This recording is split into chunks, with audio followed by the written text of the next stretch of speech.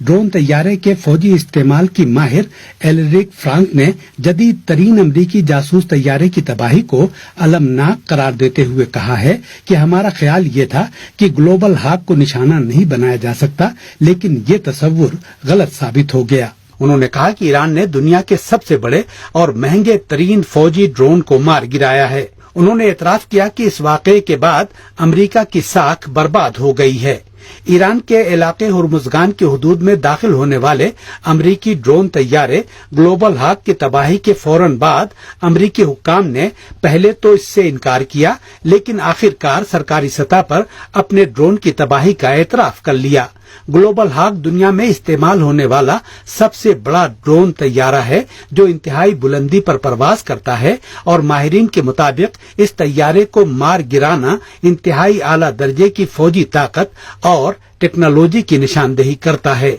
तनियसनाबाज अमरीकी ज़राए इब्लाग ने दावा किया कि व्हाइट हाउस के इमरजेंसी कोर्ट में आला अमरीकी ओहदेदारों और ऐवान नुमाइंदगान के सीनियर अरकान के साथ हंगामी मीटिंग के बाद सदर डोनाल्ड ट्रंप ने ईरान के बाज हसास मकामात पर हमले का हुक्म जारी कर दिया था, जिसे आखिरी लम्हात में वापस ले लिया।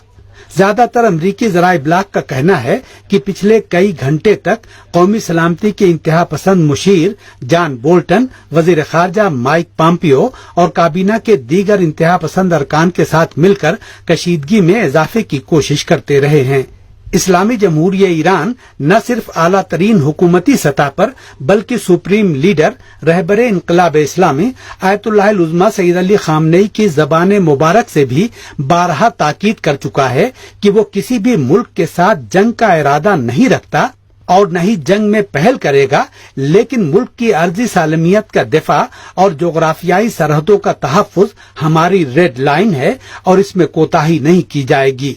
दुनिया की जदीद तरीन टेक्नोलॉजी से लैस $200 मिलियन मालियत के अमरीकी जासूसी तैयारे की तबाही ने साबित कर दिया है कि इस्लामी जमहूरिया ईरान कौमी मफादात के दिफा के लिए इंतहाई आला सतह की तवानाई का मालिक है और अमरीका के शदीद तरीन हमलों का भी मुनासिब जवाब देने की ताकत रखता है।